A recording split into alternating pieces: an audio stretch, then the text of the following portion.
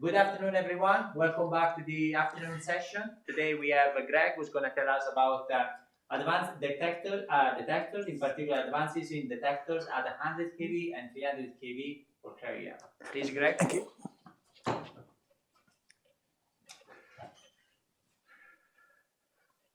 Thank you very much.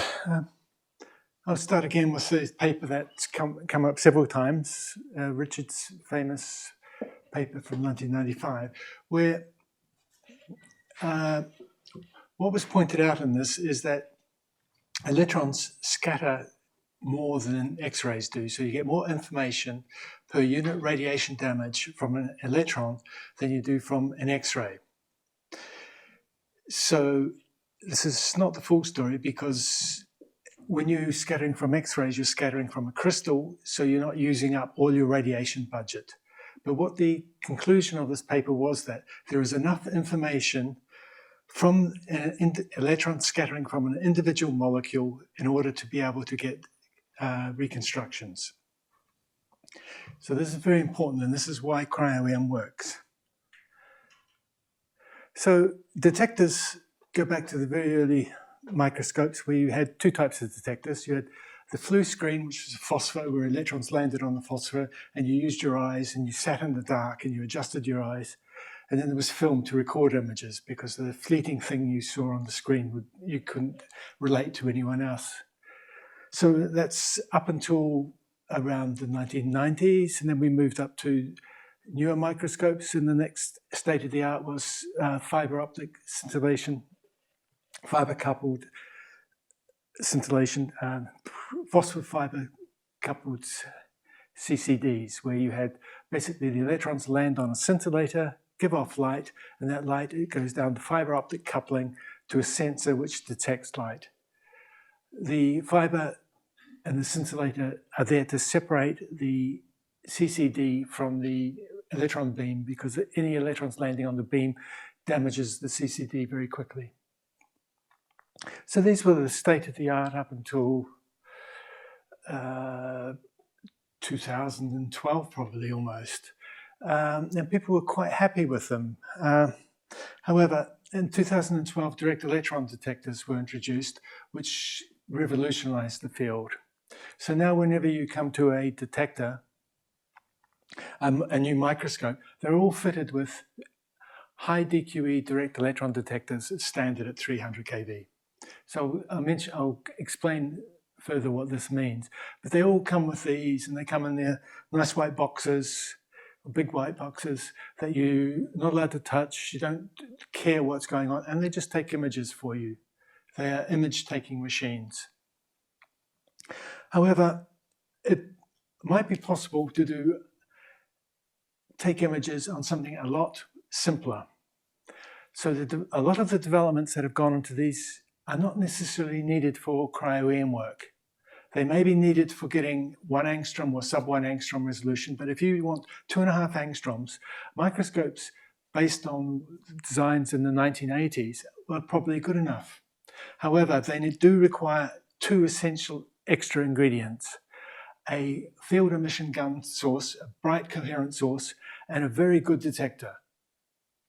So if you have those two things, then you can do cryo-EM. So in cryo-EM, the imaging is bright field phase contrast.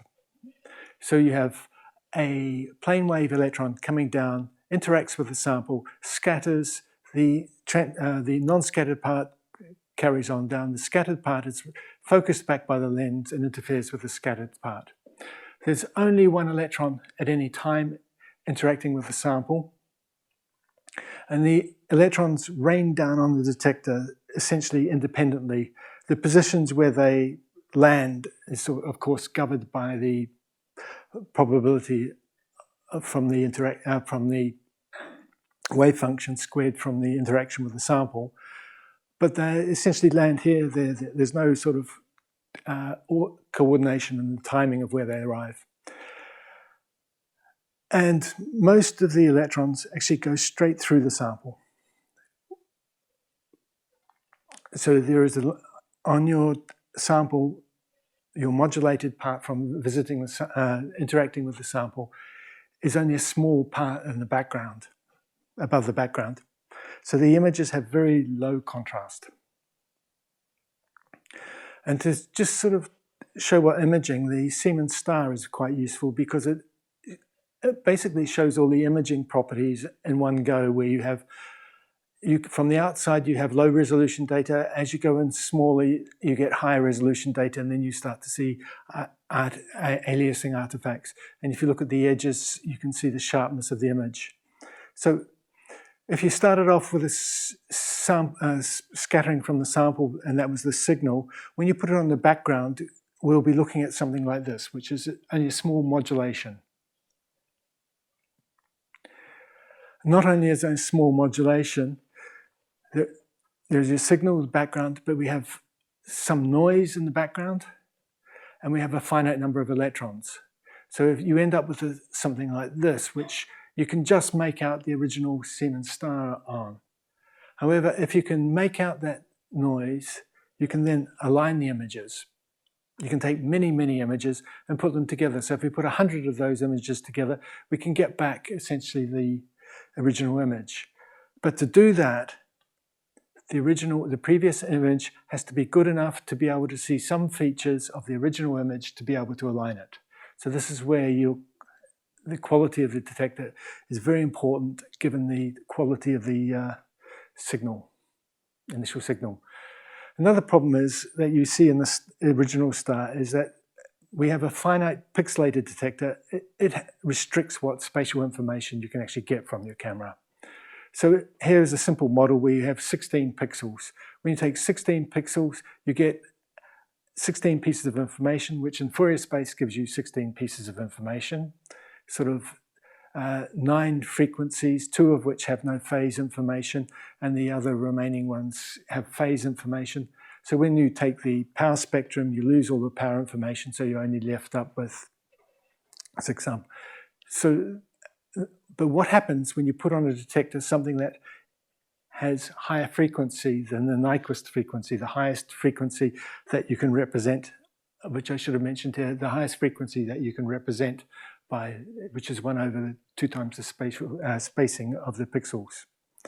What happens when you put something on? So here we put on something that's 1.25 times the Nyquist frequency. That input on this detector gives you a response. And when you take a look at the Fourier components of that by taking the power spectrum, or the Fourier components, in this case we're looking at the amplitude, so it's just taking a Fourier transform, we end up with the original input. It's beyond Nyquist, but what you actually see on the detector is a response below Nyquist, and its amplitude is reduced. Because what you're actually getting is an integral over the pixel of the response. And then this signal out here gets aliased back. So you end up with aliasing. To show it more carefully, if you look at a Siemens star, if you just average a Siemens star, you end up with these horrible artifacts from aliasing. And so anyone doing image processing knows before you average, you first of all low-pass filter so that the high-frequency stuff does not come back. So we're dealing with finite-sized detectors, so we have to worry about what spatial frequency we can obtain with our detector and where that is positioned on the detector. So as I've been saying, for cryo-EM, the detector is vital. And the problem are that the images are intrinsically low noise in contrast, have low noise, intrinsically noisy and have no contrast. And we cannot put any more electrons on in an individual image because the radiation damage destroys the sample. So the detector must reliably record every electron, every single one, if you want to achieve high detective quantum efficiency. And you must record not only must you record every electron, you must record every electron with the same weight. And you are not allowed to add any background noise either. And that's the important features. And this is all summed up in something called the detective quantum efficiency, which basically tells you how good your detector is. It is basically the square of the signal to noise ratio out divided by the square of the signal to noise ratio in. For cryo-EM images, the signal-to-noise ratio in is very simple. It's just the number of electrons you put in, because you are Poissonian. Your signal is Poissonian. The signal out is just some sort of gain. So the interesting bit is the noise output part. And that's, in the simplest thing, consists of 3 terms. One is you magnify the noise that came in. You can't get rid of that. The second part is you've got a signal that comes in, and you're multiplying that by the variance, and then the variance and the gain that you have in the detector. And the third part is some intrinsic noise. So for a high detective quantum efficiency detector, you'll want to get rid of these 2 terms and just be left with that term. We're not actually just interested in whether you detect electrons. We're interested in obtaining spatial information. So we have to generalize these things in terms of frequency. For frequency, it's best to work in terms of the Nyquist frequency, because we're in a microscope. So terms like line pairs per millimeter have no really meaning. So if we generalize that, the most interesting, or the first part of interest, is the signal out.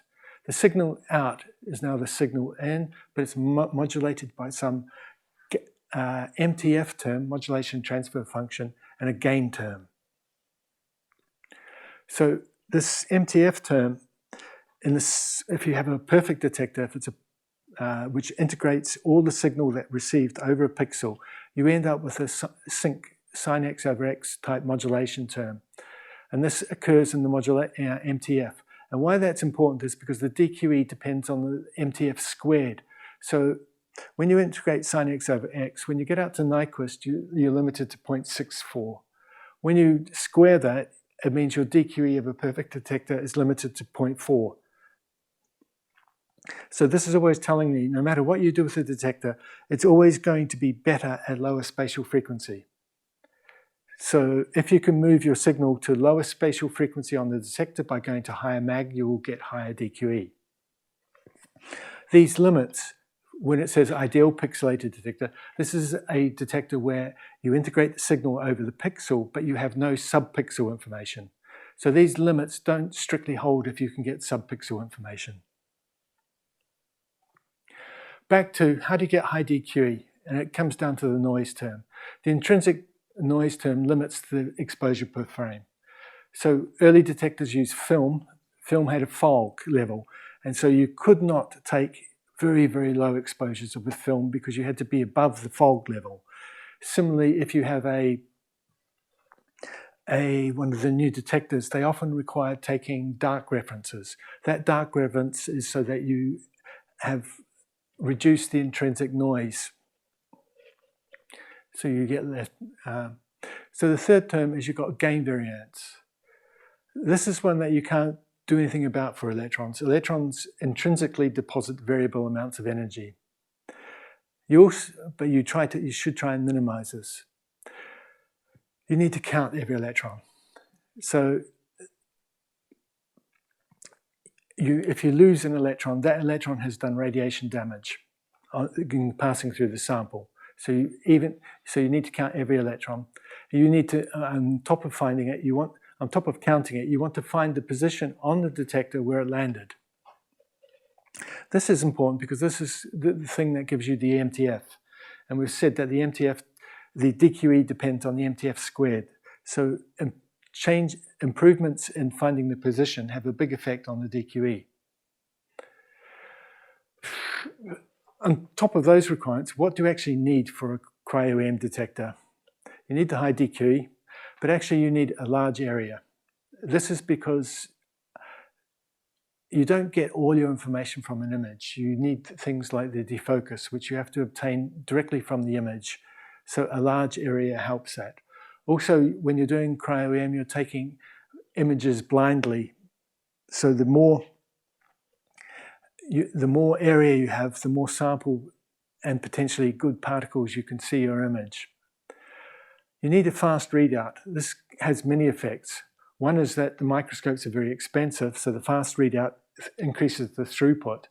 But the fast readout and frames that follow from that enable you to follow the movement of any sample in the beam due to beam interactions or movement of the stage. And also you can map radiation damage as a function of time and account for that. And if you're talking about a detector that satisfies these things, the only detector is going to mean a silicon-based detector.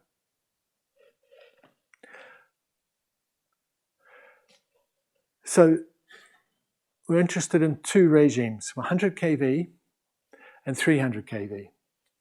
When 100 kV electrons interact with silicon, they come in and they splatter within a ball of around 50 microns. The 35 micron fiducial there. When 300 kV detectors arrive on a silicon, they can go 400 microns. So if you have a very small pixel, you're going to you have to do something about this for 300 kV, and for 100 kV, there's no point in having a very small pixel because all the signal is spread over 35 microns or 50 microns. So what do you do? For 300 kV, what you do is you back-thin, and you back-thin and you use a MAPS detector, which is monolithic active pixel sensor. So it's monolithic, so it's made in one go, and it's active because it has actually amplifying transistors in it, and it's made with sort of standard CMOS detector. So basically the work is done by having these n-dope wells into a epi layer which is supported on a P substrate. The P doping, the differential P doping, means that electrons are trapped within this region. And when an electron comes in and generates electron hole pair excitations, the electrons are stuck in this well and wander around. And if you've previously charged up the N well, which acts as a reverse bias diode, essentially a capacitor, so you set a reset transistor, which charges up this capacitor a certain voltage. Then electrons coming along, being collected by that diode, will change the voltage on that capacitor. And then this transistor just means that you can reflect that voltage to here without loading the capacitor. So when you come to readout by hitting this one, you get the readout of that voltage. So the way these things work are you charge the capacitor, allow a certain number of particles to come through, hit the readout button that reads out how the voltage is changed due to the collected charge, and then you cycle around again, reset again. So the reset takes a few microseconds, and the readout, and then your acquisition time depends on the dynamic range or the capacitance, which is determined by the capacitance of this diode, the reverse bias diode. Well, what happens in practice, you don't just get an electron coming straight through, you end up with an electron coming straight through and backscattering and giving you a huge signal here. If you just take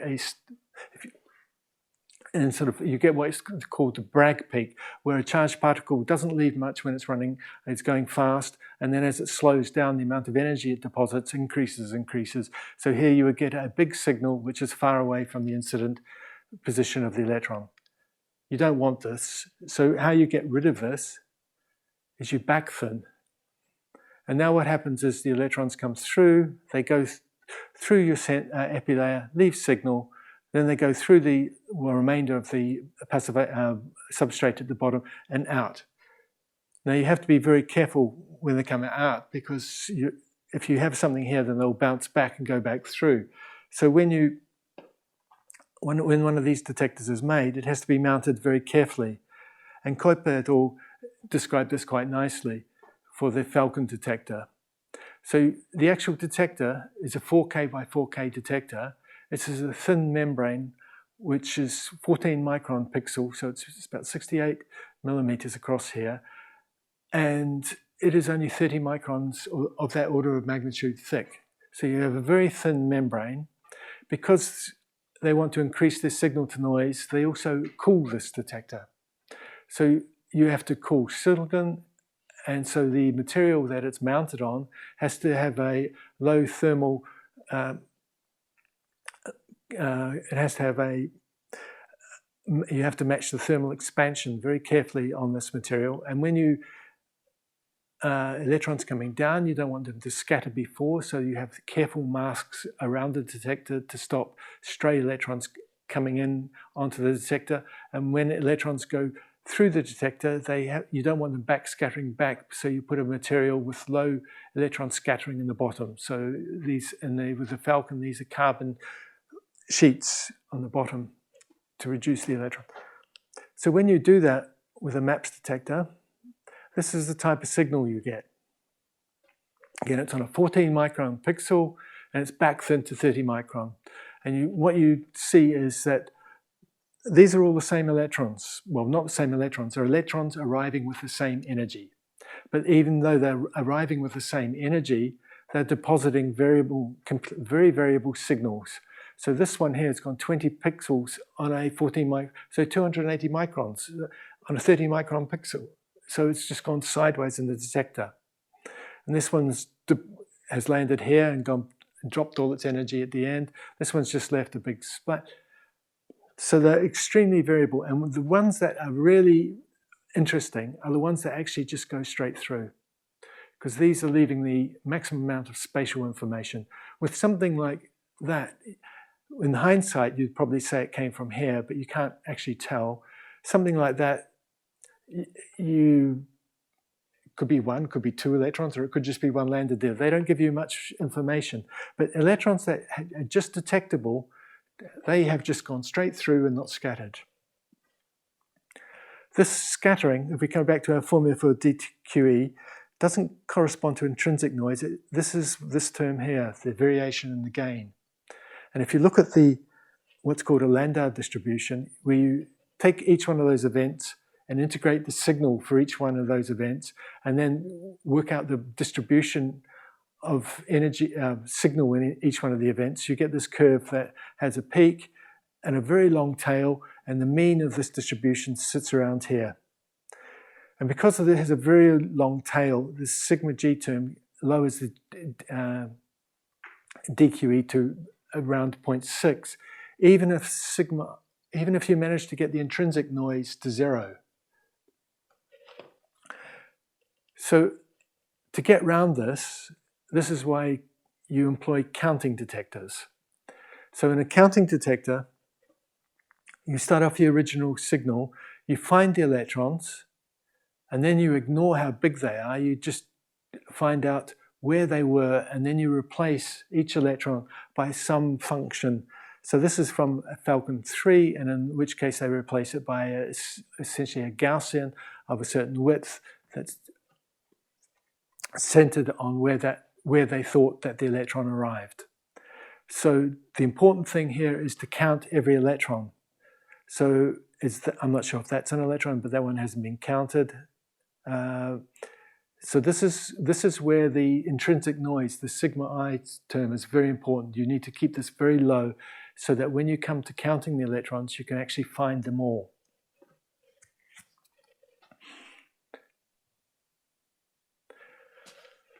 So the standard now for 300 kV imaging sensors is a counting detector. The actual performance depends on the signal to noise. You want to be able to capture all those electrons. So you want to be able to catch them. So it's important that the background noise is as low as possible and it has no features. You can increase the signal by increasing the thickness of your epilayer where the electrons pass through to give you energy, but that requires a bigger pixel. And if you make the pixel too big, the electrons will start scattering more in the actual thickness of the epilayer. So there's a trade-off between the thickness of the epilayer and the amount of scattering, but you get more signal. You also have a problem is that you can't tell from an event whether it came from one electron, two electrons, three electrons. So you end up with a coincidence loss term. And to avoid this term, you have to work with relatively low numbers of incident electrons in each image. So what you need to do then is if you want to take an image in a finite amount of time, you have to run the detector very fast so that you end up have a lot of images with not very many electrons on them. So if you do have coincidence loss, how this shows up is that you end up with this hole in the power spectrum, which is caused by an autocorrelation hole, which is basically the algorithm says, if I've got an electron here, then there's actually no way you can count an electron next door to it. So if you have an electron, then next door to it, you don't have an electron, but further away, you don't care. But when an electron arrives, you've counted it here, so it can't have been around it, but then you don't have any information about further away. So that gives you a hole in the autocorrelation function, and everyone knows that this is the Wiener-Kachin, Einstein, Kolmogorov theorem, that basically the power spectrum is the Fourier transform of the autocorrelation. The Fourier transform of something with a hole in it ends up with a dip at zero spatial frequency. So what this is telling you is that you're losing electrons. Electrons being lost lowers the DQE. You can't tell the performance of a detector just straight from the images. If you want to know what the performance of a detector is, you have to measure the number of electrons that were incident on your sample first, and then you compare that with what you record on your sample detector. Right. Commercial detectors are available from Gatan, Direct Electron, Thermo Scientific. I don't know if any others. They current 300 kV detectors, they offer high DQE relative to the previous detectors. They offer large area, fast readout, and that fast readout is coupled with movies, which enables you to generate an awful lot of data. And these, as can be seen from the rise of cryo-EM as a field in technique in structural biology, has had a huge effect. So that's 300 kV, back-thin MAPS detectors. What do you do at 100 kV? Why are you interested in 100 kV? Well, 100 kV offers the opportunity for a cheaper cryo-EM microscope and also potentially a better microscope because of the fact that as you decrease the energy, the ratio of the elastic to inelastic energy decreases so that you get more elastic information per electron at lower energy. But there are other hurdles to get over at 100 kV, in particular, finally getting good 100 kV detectors. So if you have a 300 kV detector, which is 30 micron back-thin, 98% of the electrons actually in simulations will be seen to go straight through. It didn't look like that in the images of the for a real detector, but that's because your eye is drawn to the big events, not the small ones. If you put 100 kV on a 30 micron silicon, 53% of them go through. So there is an advantage in back-thinning at 100 kV. But if you wanted to get the same transmission through 100 kV as you get for 300 kV, you have to back-thin to less than 6 microns. And that's just not technologically feasible because in these detectors, you have to have a substrate underneath for taking charge, some epilayer to be able to actually get signal, and then on top of that, you have to put your wiring and your electronics, and on top of that, you have to have a passivation layer, and that can't be done in 6 microns. So you can't back-thin your way out. So there's two possible solutions. Solution A is something called a hybrid pixel detector, and solution B is a big pixel MAPS detector. A hybrid pixel detector is basically a lump of some material that electrons land on and create electron hole pairs, some sort of semiconducting material, which is biased. It can be a positive or negative bias depending whether you collect electrons or holes. So an electron lands, creates electron hole pairs. These are sucked down, and underneath it you have a whole lot of electronics that detects small amounts of charge. So underneath it you have this ASIC with an awful lot of transistors and charge shaping and level threshold detecting down below here. And this electronics unit is bump bonded onto this detector. So this actual detector can be much, much bigger, and you can bump bond many of these onto it. And if you look what happens, this thickness of this can be 300 microns to 500 microns to a millimeter. So if you look at what happens to a 100 kV detector, and this is 500 microns, it just arrives at the top. And then if you're detecting electrons, these electrons are then sucked down by the applied voltage. So as they drift down this detector, they actually will diffuse sideways. So if the electron arrives here, it will scatter over its 50 or so microns, but as it drifts down, there will be a further width to the distribution caused by diffusion of the electrons under the gradient. What you get with a hybrid pixel detector is a very strong signal. Basically, you get 100 kV. Well, not quite, because some electrons backscatter, but you get 100 kV, and so it's a very strong signal. So these have no noise, and the electrons that are landing don't go through the sensor and reach the electronics underneath. So there may be a lot of X-rays produced when electrons land, but they have a small cross-section for the silicon and the ASIC underneath, so they don't damage the underlying electronics. So you have something that is actually very radiation hard. Not only is it radiation hard, it has no noise. So a fun thing that you can do with hybrid pixel detectors is just leave them running in the background and collecting cosmic rays. So this is about an hour's worth of cosmic rays, and that's overnight. And this is inside a microscope where it's been shielded by lead. But it does point out one of the problems of the detectors. With the bump bonding, when you put these together, you make these units at a certain size, and then you have to put them onto the detector. When you put them onto the detector, you have to butt them up against each other, and you can't do that without having a little gap. And if you make the three-side buttable, you can make one module. But if you want a bigger detector, you end up having to have two modules. So this detector consists of two modules. And then you have a big gap. So there's lots of little gaps here, but a big gap between the two modules. The other problem is you also have a problem with variable amount of gain. Because hybrid pixel detectors, the response, you can get response in 1 pixel. The response here is when these little transistor level detectors at the bottom, you set a threshold. If you have a signal over that threshold, you record an event.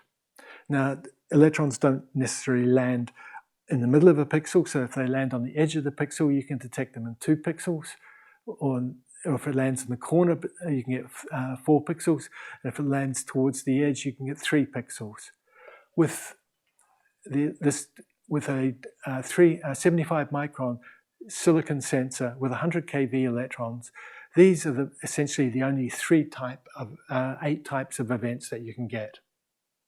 So if you change the threshold, so if you change the threshold so it's half the incident energy, then you would only ever record electrons in a single pixel, and then you wouldn't have this. But if you set them at a half the threshold, then you would lose a lot of electrons, and that would destroy your DQE. Because we're only interested in getting high DQE, we work as the lowest possible threshold so that we capture every electron. And as a response of this as a consequence of this variable response, for each electron, we get a signal of 2. So in this situation, we get about 22% here, 25%, 25%, 10%, and the rest in these events. So if you look at that, it gives you a variable response for each electron and drops you to 0.8, which is high, but we'd like higher because we can't do anything else to improve our images, so we increase the DQE. So Medipix 3 has a solution to this. They have a charge summing mode. And this neighboring pixels communicate with each other, and the one they say, I've got this value, you've got that value, and the one with the biggest value is selected to be recorded as a pixel. So one electron is only ever recorded in 1 pixel, so you get no variation in gain. So DQE 0 can approach 1. The problem is that the pixel with the biggest signal mightn't actually be the one on which the electron landed. So this degrades the MTF a bit, and as the DQE scales as the MTF scared, this degrades the MTF, DQE as a function of spatial frequency. And as the response is in a single pixel, the noise power spectrum is flat, so the DQE actually just, in this case, scales as the MTF squared. So getting the MTF, you get a good DQE 0, but you degrade the MTF. An alternative is to look at how you generate these events. So what we find is if you do simulations to see what type of events you get, you find if you've got an event recorded in a single pixel, it has to have come from the center of the pixel. If you got one in 2 pixels, then it's probably close to the edge between the 2 pixels, etc. And if you do these ones with the probability distribution, it's not intuitively obvious, but if you come back to the one where you recorded in 4 pixels, it's on the edge of the pixel. So what you do is you take the event and replace it by a probability distribution of where electrons could have landed in order to produce that event. So the results from simulations, you put these probabilities you put in from simulations, and you replace the event by this distribution. In practice, you can get it. It's not work. You could do this to higher subdivision of the pixel, but a 2-fold increase in the pixel is where you run out of reward for effort. And in practice, you can actually just replace each event by a 3x3 matrix array of values. Again, even though these hybrid pixel detectors can actually run incredibly fast, because the electronics is all being done in parallel. The counting on each of the pixels being done in counting. You're limited by the actual counting of electrons is done in megahertz, but the readout is done in kilohertz. So you also have a coincidence problem, because you end up, when you have a finite number of electrons on it, you end up seeing events like these which can't come from a single electron, and it's ambiguous where they came from. So you get around this by, if you had instead of using charge summing mode, you used your electronics to hardware-wise say,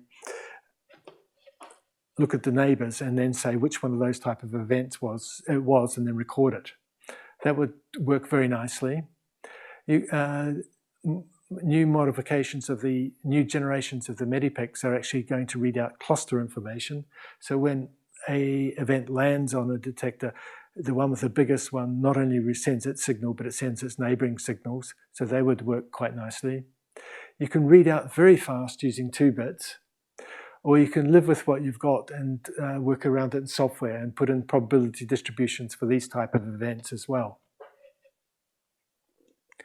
And when you do that in practice, you actually get a detector that has a high MTF, but doesn't look high, fantastically high, but that's because the noise power spectrum now is also decreasing as a function of power, a spatial frequency, because you replaced each event with a distribution, and this distribution tails off as you go to higher spatial frequency. So when you divide the MTF by the noise power spectrum, you get a much improved DQE. So this detector ends up, using this method, having a DQE above 0.5 at Nyquist. And to prove that it works, here's a super resolution image taken with a detector singular. So it's of a cross grating with gold islands on it, and you can see the 2.35 angstroms of gold, which is completely outside the existing Nyquist frequency, and you can see tone rings from the original pattern also going out beyond the original Nyquist.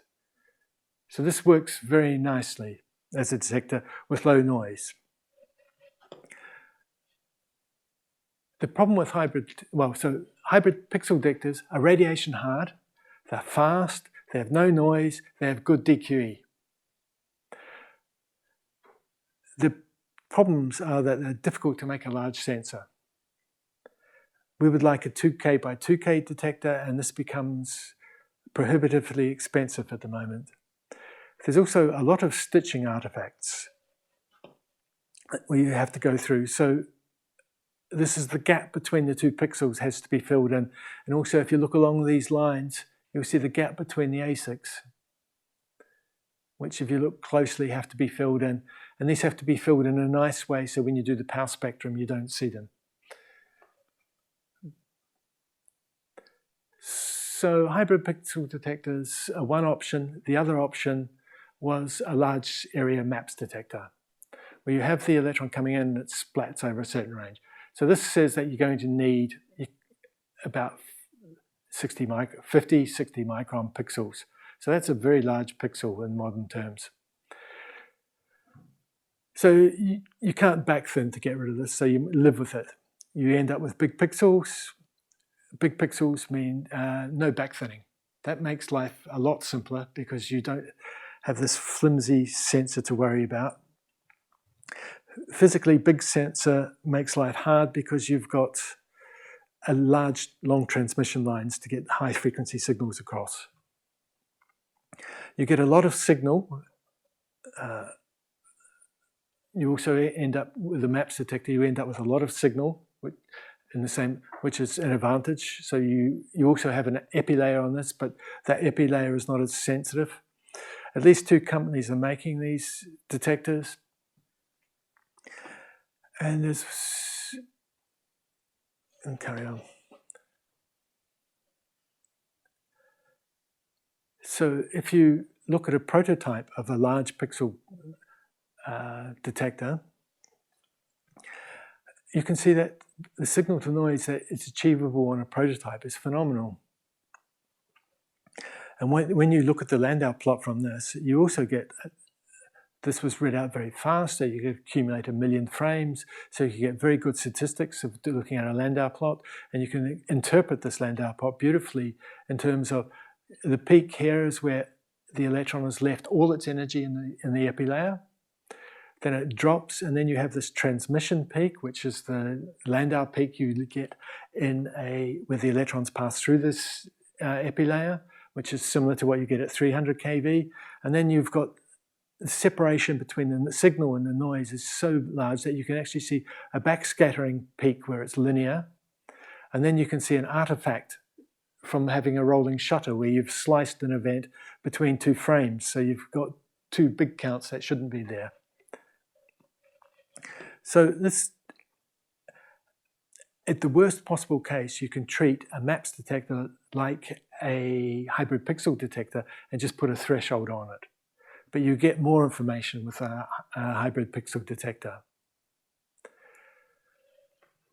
So they're possibly very radiation hard. The ones we've tested have been very radiation hard. They can be read out fast.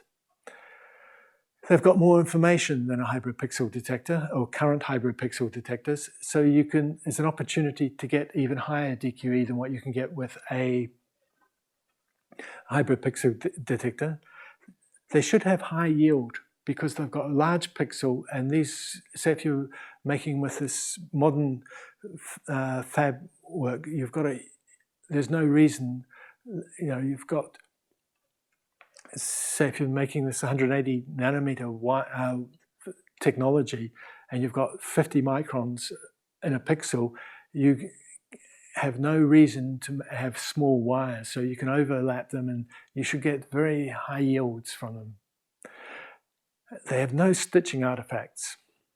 Of course, they'll always have the usual problems of dead pixels, columns and rows, but hopefully because of the high yield, these will be less. Unfortunately, they don't exist yet. But 2 companies are in the process of making them. So there's the 100 and the 300. The 100 don't quite exist yet, and the 300 exist and work remarkably well. The 300 kV for future is probably going to be tomography.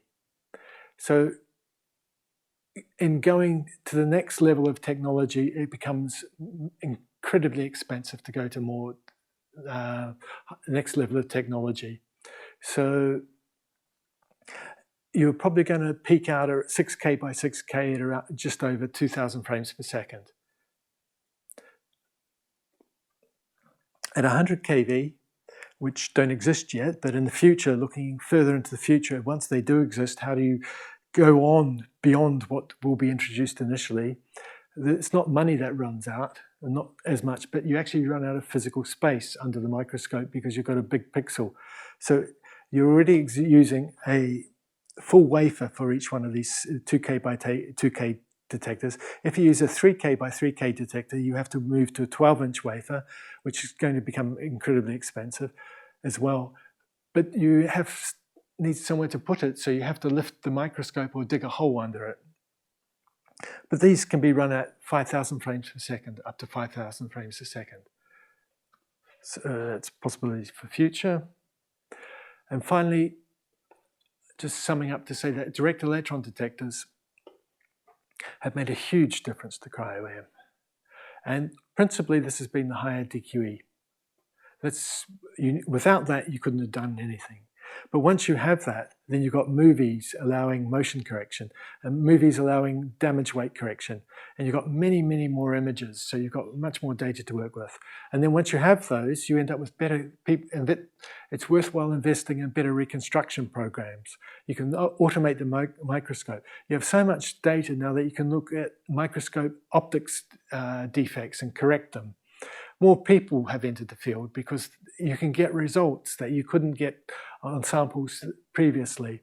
You have higher expectations because you could previously publish at 5 angstroms, now you need to get to 3 angstroms. And just the general virtuous circle where you have success, it brings money and more people. So that's essentially all I have to say, and just to thank the many people who I collaborate with, Richard, Wazzy, Chris, all the people from the EM facilities, and the people who I've worked with from the detector development, Nicola Guarini, Clements, and Renata Taketa. So that's all.